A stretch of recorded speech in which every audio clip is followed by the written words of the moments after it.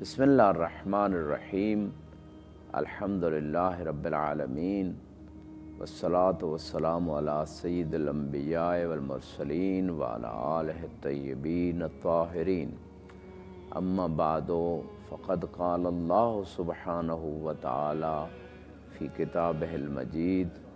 بسم اللہ الرحمن الرحیم یا ایھا الناس اتقوا ربکم، اے لوگو اپنے رب سے ڈرو، تقوی اختیار کرو۔ ناظرین محترم، آغائے ارج کبیر سید صادق شیرازی حافظ اللہ نے ایک اور نقطے کی طرف بھی مبلغین کو اور تمام مومنین مومنات کو متوجہ فرمایا کہ قرآن میں بہت سارے مقامات پہ اللہ نے ناس کا لفظ استعمال کیا، یعنی خطاب تمام لوگوں سے ہے، تمام بشریت سے ہے، چونکہ رسول اللہ صلی اللہ علیہ وآلہ وسلم ان کو تمام لوگوں کے لیے نبی اور رسول بنا کے بھیجا گیا۔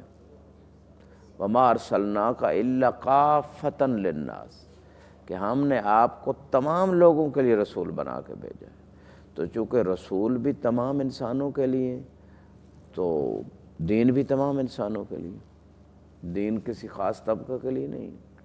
ہر زمانے کے نبی اپنے زمانے کے لوگوں کے لیے ہوتے تھے،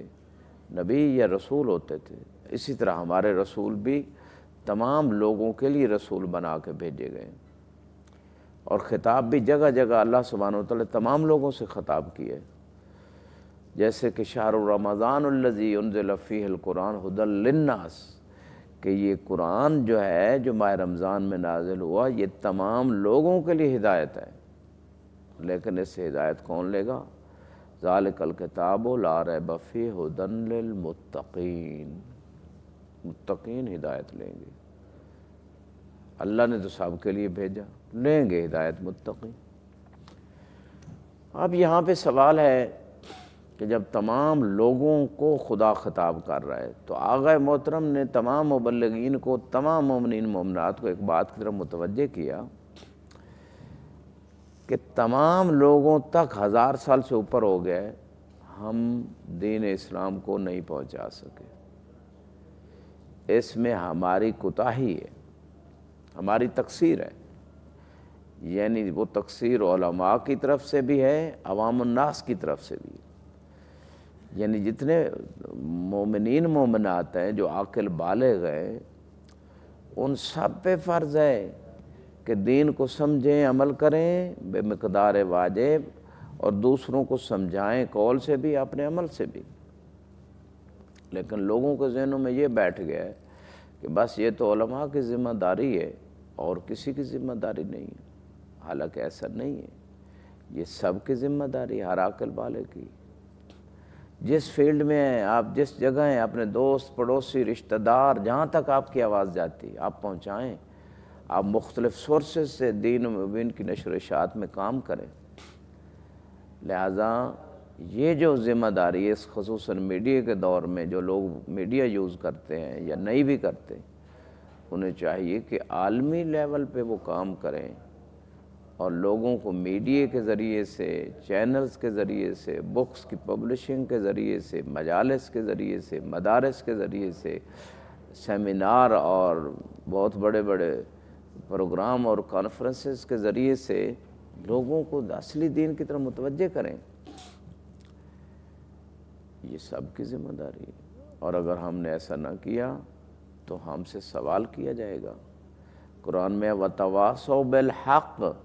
ایک دوسرے کو حق کی وصیت کرتے رہو۔ بہت ساری آیات ہیں امر بالمعروف و نہی عن المنکر کے بارے میں، بہت ساری روایات ہیں دین کی تبلیغ کے بارے میں، بہت ساری اس حوالے سے ہم اگر بکس کو دیکھیں تو اسی موضوع پہ لکھی گئی۔ بلکہ آغا محترم نے ایک بڑے اچھے نقطے کی طرف متوجہ کیا، انہوں نے فرمایا کہ دین کی تبلیغ جو ہے اس زمانے میں واجب عینی، ایک بہت امپارٹنٹ چیز ہے، یعنی ہر عاقل بالغ پہ واجب عینی۔ اغلب یہ کہتے ہیں کہ واجب کفائی ہے، کہ کچھ لوگ اگر یہ تبلیغ کر دیں تو یہ کافی ہے، اور باقیوں پہ واجب نہیں ہے۔ انہوں نے کہا نہیں، ہر پہ واجب ہے۔ ریزن کیا بیان کی کہ اتنی بڑی آبادی اور اتنی بڑی دنیا، 7 ارب آبادی میں ابھی تک دین اسلام، دین مبین، دین حق نہیں پہنچا اور لوگ عمل نہیں کر رہے۔ جب تک یہ مسئلہ ہے کہ نہیں پہنچایا گیا، نہیں عمل ہو رہا، اس وقت تک سب پہ واجب ہے نہیں۔ اب واجب ہے نہیں سے یہ مراد نہیں ہے کہ آپ مدرسوں میں سب چلے جائیں، یعنی میں نے جو پچھلی قسط میں ایک بات بتائی تھی کہ چند کتابیں بھی آپ پڑھ لیں تو آپ کو پورا دین سمجھ آ جائے گا، اور آپ دوسروں کو بتائیں، جتنا آپ جانتے ہیں اتنا بتائیں، ورنہ ہم گنہگار ہیں۔ واجب عینی کا یہی مطلب ہے۔ اور دین کی نشر و اشاعت پہ انسان کو جو مصائب آتے ہیں، جو مشکلات اور رکاوٹیں آتی ہیں، ان کو تحمل کرنے کا خاص اجر ہے۔ روز قیامت انسان پچھتائے گا، کاش اسے نشر دین میں، تبلیغ دین میں جو بھی مشکلات آتی ہیں وہ برداشت کرتا، آج جو اجر اس بندے کو مل رہا ہے کہ جو نشر دین کرتا ہے۔ تو آج کے میڈیا کے دور میں تو اور آسان ہو گیا کہ آپ جتنا میڈیا دیکھتے ہیں، آپ اچھی چیزیں، دینی چیزیں دیکھیں، انہوں کو آگے شیئر کریں، ان کے اوپر عمل کریں، خود چینلز بنائیں، اپنے پیجز بنائیں، اپنے مختلف سورسز آف جو ہے نشر اور براڈ کاسٹنگ کے مختلف سورسز جتنے بھی آج کل سوشل میڈیا کے ہیں، ان کو یوز کریں، کچھ خاص ٹائم فکس کریں، اور اس پہ آپ جتنی روایات اہل بیت ہیں اور چیزیں، فقہی مسائل ہیں، عقائد ہیں، اخلاقیات ہیں، ان تمام چیزوں کو آگے نشر کریں۔ اگر ایسا نہیں کر سکتے، کم از کم اچھی چیزوں کو آگے شیئر کریں۔ تو یہ جو عمل ہے اس دور میں تو اور آسان ہو گیا، ہر بندے کے ہاتھ میں یہ میڈیا ہے۔ لہذا خدا ہمیں توفیق دے اس واجب کو ادا کرنے کی، امام زمانہ کی نصرت کے لیے، اپنی آخرت کے لیے، نیکیوں کے لیے، دوسروں کے حق کو ادا کرنے کے لیے کہ حق ہے ان کا کہ ہم ان کو حق بتائیں۔ خدا ہمیں توفیق دے۔ وآخر دعوانا ان الحمد للہ رب العالمین۔